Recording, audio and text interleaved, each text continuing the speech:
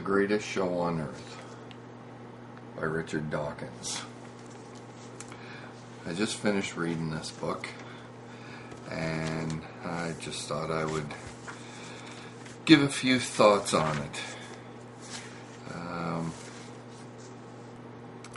This is by far one of the best books that I have read in a very long time.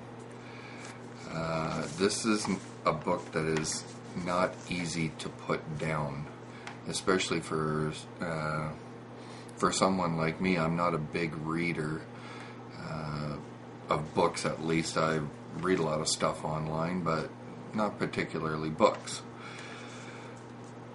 But I had a hard time putting this one down every time I picked it up. And some days it took me quite a while to get through even 2 chapters, because I kept backing up to reread what I've already read just to make sure I was actually understanding what I was reading and make sure that I wasn't missing a point somewhere. So it took me a while to read it, but now that it's done, I'm glad I spent the money to buy it. I've heard a lot of people talking about it and saw it at the bookstore when I happened to be in there recently and thought, well, I'm going to get it.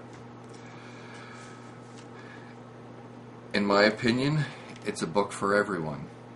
Whether the regular layman like myself, who isn't a microbiologist or anthropologist or what have you, right up to the biologists and the anthropologists and the people in the scientific community. Now, this book is definitely written with the typical Dawkins flair. He likes to wax on here and there and throw in little anecdotes of conversations and meetings that he's had with other people. But that's his style, so that's okay. He's the author. He gets to do that. It's called artistic license. In it, he discusses everything from right from the beginning, a theory. What is a theory specifically? There's 2 different definitions of a theory.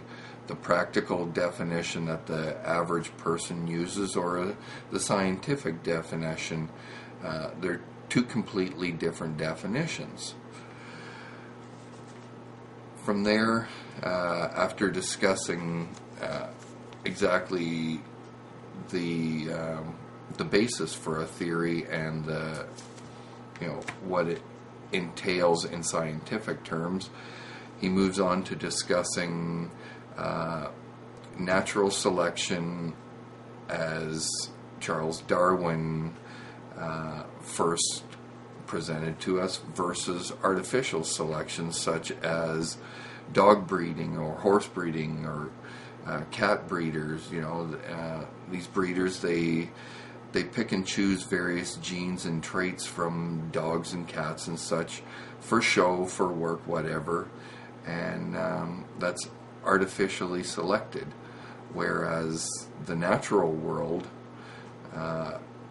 the various genes that are chosen for any individual species are chosen for the benefit and not for show or for pleasure. It's to benefit that species' survival. The bad genes, the mutations, are quickly discarded, and the good genes are kept. He very easily walks us from one topic to another and makes it work well. He doesn't bounce all over the place and throw all sorts of scientific jargon at us endlessly so that the average person just can't understand what he's saying and gives up. And that's why he wrote the book the way he did, so that the average person like myself or most of you out there wouldn't give up on reading it. It's a long book. It's 450 pages long, roughly, including the glossary and such, but it's worth the read. Most intriguing to me, I think, was chapter 5, where he discusses 3 specific experiments, evolutionary experiments conducted in present day. One using Mediterranean lizards on Pod Macau, and one by Dr. Richard Lenski with regards to the evolution of the E.coli bacteria, which is an ongoing study, which I actually discussed in a previous video. And then a third one by Dr. John Endler using guppies as the experiment.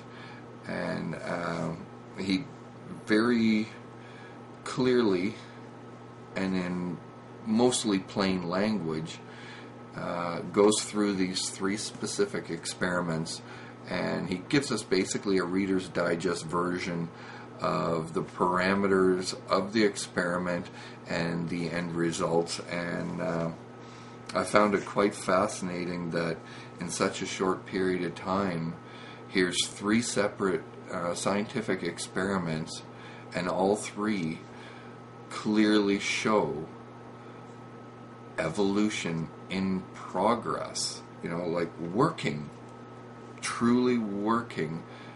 3 different species, all evolving in a manner to benefit themselves without any outside interference from man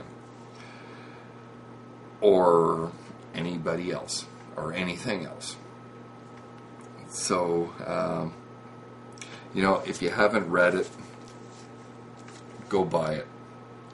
Go to the library and buy it.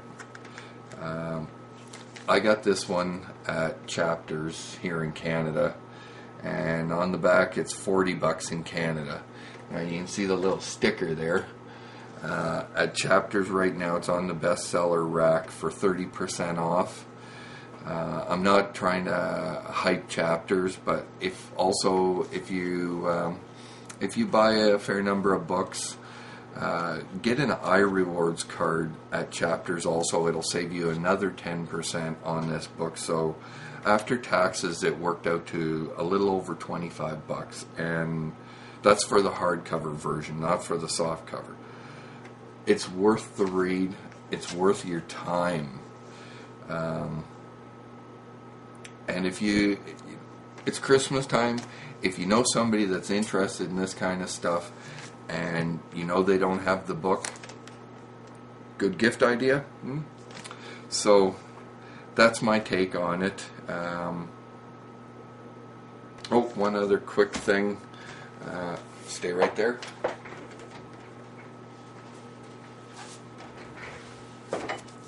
I was at Chapters again the other day. No, I don't work for them. I got 2 new books. Darwin, The Origin of Species, and another Dawkins, The Selfish Gene. If any of you out there are in the science community, whether it's as a profession, like working, or if you're a student, which one should I read first? Should I read The Selfish Gene to give me a bit of a warm-up to this, or should I actually read Darwin first before The Selfish Gene, because maybe this will make more sense? As always, leave your comments. Video responses are always welcome, and let me know what you think on the other 2 books. So thanks for your time, and good night.